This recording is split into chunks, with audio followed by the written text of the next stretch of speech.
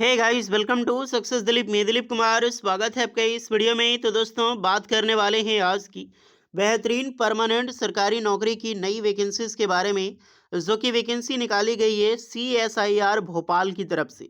जी हाँ, CSIR अम्प्री भोपाल की तरफ से परमानेंट सरकारी नौकरी की नई वैकेंसीज निकल चुकी है, जो कि ऑल इंडिया के फ्रेशर कैंडिडेट अप्लाई कर सकते हैं। ये वैकेंसी है आईटीआई वालों के लिए टेक्नीशियन की पोस्ट पर, टेक्नीशियन ए की पोस्ट पर, डिप्लोमा के लिए टेक्निकल असिस्टेंट की पोस्ट पर नई सरकारी नौकरी। दैट इज मैसिव बिकॉज ये परमानेंट सरकारी नौकरी है। तो मौका मत छोड़ना, बहुत अच्छी खासी रिक्रूटमेंट रिलीज की गई है। पूरे भारत के कैंडिडेट अप्लाई कर सकते हैं, चाहे आप आईटीआई पास आउट हो, डिप्लोमा पास आउट हो, in various degree pass out हो। तो चलिए शुरू करते हैं। डिटेल नोटिफिकेशन वाइज हम डिस्कस करेंगे कौन कौन से कैंडिडेट अप्लाई कर सकते हैं, eligibility condition, selection process, application process वगैरह आपकी क्या होने वाली है। Let start now. आगे बढ़ने से पहले चैनल पे अगर आप नए हैं so please do subscribe and hit the bell icon, ताकि इसी तरह लेटेस्ट सरकारी नौकरी की अपडेट आपको हमेशा मिलते रहे। और डियर, जितने भी आईटीआई वाले हैं, डिप्लोमा वाले हैं, आप अपना ट्रेड, अपना ब्रांच ज़रूर कमेंट करके बताइए, ताकि आपको रिप्लाई मिल जाएगी हमारी ओर से कि आप एलिजिबल हैं अप्लाई करने के लिए या फिर एलिजिबल नहीं हैं। तो चलिए शुरू करते हैं। सो एवरीवन, ये है आपका ऑफिशियल नोटिफिकेशन। CSIR अम्प्री बोलते हैं इसको, यानी कि advance material and process research institute AMPRI, जो कि भोपाल में बेस्ड है। तो जितने भी कैंडिडेट की जॉब लगेगी, that is massive city Bhopal, एक बहुत बड़ी ब्यूटीफुल सिटी है। यहीं पर आपकी परमानेंट जॉब्स के लिए सरकारी लोकेशन आपका होने वाला है। फॉर्म की मैं डेट की मैं बात करूं, ऑनलाइन एप्लीकेशन आज से ही स्टार्ट है। आज से ऑनलाइन फॉर्म बेशक अप्लाई कर सकते हैं, बट इसकी लास्ट डेट बहुत अच्छा खासा टाइम आपको मिला है। 4 जनवरी 2026 तक इसकी लास्ट डेट रखी गई है। इसके बीच में आप फॉर्म अप्लाई कर सकते हैं। यहाँ पर वेरियस पोस्ट के लिए technical assistant and technician grade 1 की सरकारी नौकरी निकाली गई है। डिटेल की हम बात करें, टेक्निकल असिस्टेंट टोटल 5 वैकेंसी है, टेक्नीशियन में टोटल 8 वैकेंसी है। कैटेगरी वाइज को आप यहाँ पर चेक कर सकते हैं। टेक्निकल असिस्टेंट की पे लेवल आपका 6 होगा, सैलरी 35,400 से लेकर 1,12,000। आईटीआई वाले टेक्नीशियन की सैलरी लेवल 2 का होगा, 19,900 से लेकर 63,200। अप्रॉक्सीमेटली इन हैंड आपको सैलरी मिलेगी टेक्निकल असिस्टेंट में 66,500 और टेक्नीशियन में 37,000 पर मंथ। 18 से 28 साल दोनों फॉर्मेट में अप्लाई कर सकता है, और एज रिलैक्सेशन सारे कैंडिडेट को मिलेगी। फॉर एसटीएससी वालों को 5 एंड ओबीसी वालों को 3 इयर्स का, जो कि गवर्नमेंट के गाइडलाइंस के फॉलो करते हुए मिलती है। चलिए अब आते हैं फॉर्म की ओर, जिसमें कि ट्रेड में कौन सी ब्रांच, कौन सी ट्रेड के लिए पोस्ट है। तो पहला है आपका टेक्निकल असिस्टेंट में मैकेनिकल इंजीनियरिंग की पोस्ट है। तो डिप्लोमा आपने कर रखी हो मैकेनिकल टेक्नोलॉजी एटलीस्ट 3 साल की, अदरवाइज आपने and experience plus 2 year relevant field में आपने किया है, तो बेशक आप यहाँ पर अप्लाई कर सकते हैं। डिप्लोमा मैकेनिकल टेक्नोलॉजी में भी किया है तो भी आप यहाँ पर अप्लाई कर सकते हैं। 2 साल का एक्सपीरियंस रिक्वायर्ड होगा। नेक्स्ट है टीए में इलेक्ट्रॉनिक्स एंड इंस्ट्रूमेंटेशन इंजीनियरिंग। तो इलेक्ट्रिकल जो इलेक्ट्रॉनिक्स एंड इंस्ट्रूमेंटेशन इंजीनियरिंग या फिर टेक्नोलॉजी वाले यहाँ पर अप्लाई कर सकते हैं, प्लस 2 साल का डिप्लोमा इलेक्ट्रॉनिक्स प्लस 2 साल का एक्सपीरियंस रिलेवेंट फील्ड में होनी चाहिए। फिर आपका है आईपीआर एचआर फाइनेंस में। तो अगर आपने बीएससी साइंस किया है, 1 ईयर की फुल टाइम प्रोफेशनल कोर्सेज है आपके पास, आप बेशक अप्लाई कर सकते हैं। टीए में आपका कंप्यूटर साइंस इंजीनियरिंग आईटी में फील्ड में वैकेंसी है।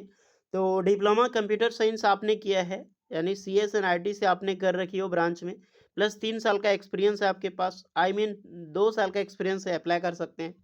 और डिप्लोमा सीएस जो कंप्यूटर साइंस एंड इंजीनियरिंग या फिर आईटी है, वो भी अप्लाई कर सकते हैं। 60% मार्क्स होनी चाहिए।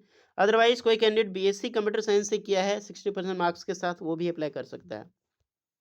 देन सिविल इंजीनियरिंग की पोस्ट है, तो डिप्लोमा सिविल इंजीनियरिंग वाले अप्लाई कर सकते हैं, सेम एक्सपीरियंस रिक्वायर्ड होगा। अब आ जाते हैं टेक्नीशियन की पोस्ट पर। टेक्नीशियन की बात करें हम, तो यहाँ पर आईटीआई आपका होना चाहिए। फिटर ट्रेड की पोस्ट है, पहली पोस्ट है फिटर ट्रेड में।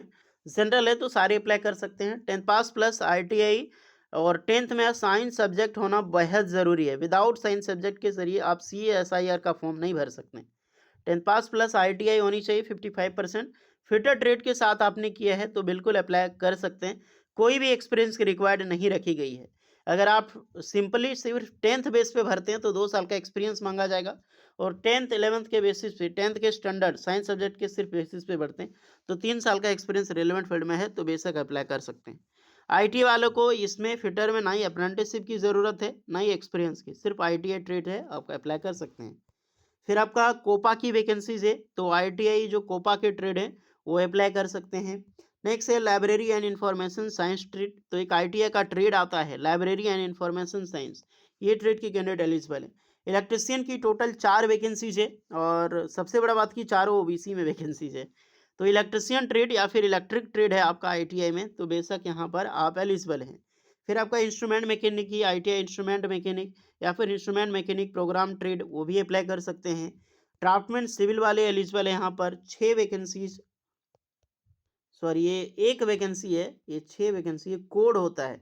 मैंने इलेक्ट्रिशियन में भी शायद आपको बता दिया आई थिंक, तो ध्यान रखिएगा आप लोग, एक-एक वैकेंसी निकाली गई है और एक ओबीसी में पोस्ट है। ओके, वो अलग चीज़ है। ड्राफ्टमैन सिविल, फिर आपका देख सकते हैं यहाँ पर operator advance machine tool maintenance जो ट्रेड है, उसमें वैकेंसी निकाली गई है। नेक्स्ट देख सकते हैं टाइप मैन्युफैक्चरिंग ट्रेड की वैकेंसीज है एडटिव में। तो इतने सारे ट्रेड के लिए परमानेंट सरकारी नौकरी की वैकेंसी रिलीज की गई है।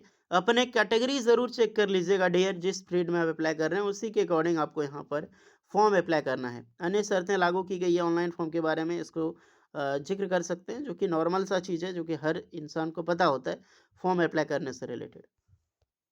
एज जो भी हमने 18 से 28 बताई है, सब में एज में रिलैक्सेशन आप सभी कैंडिडेट को मिलेगी, बशर्ते आपका कैटेगरी सर्टिफिकेट होना बेहद ज़रूरी है।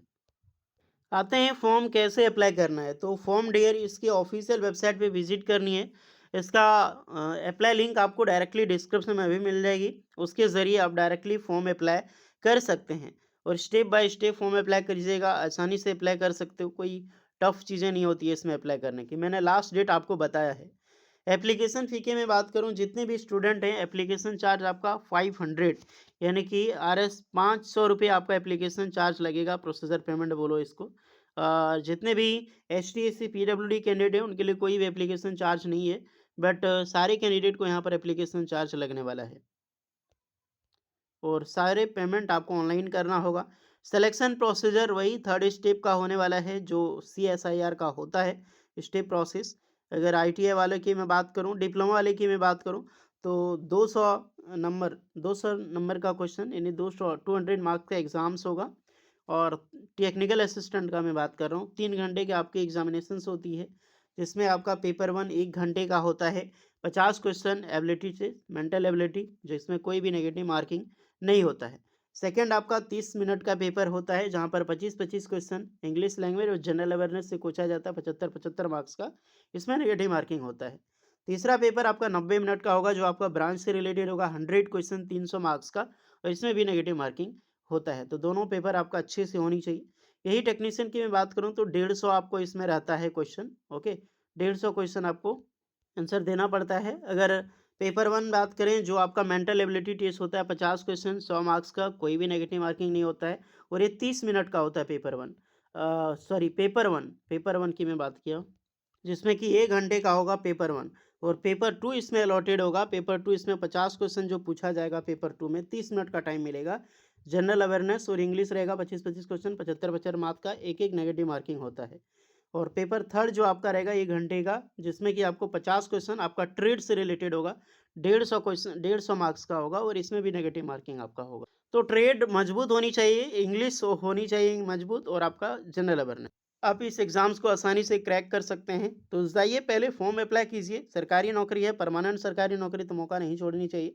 कोई डाउट है इसके रिगार्डिंग तो बेझिझक कमेंट कीजिए आप लोग, टोटली हेल्प एंड रिप्लाई की जाएगी। मिलते हैं नेक्स्ट वीडियो में, तब तक के लिए जय हिंद।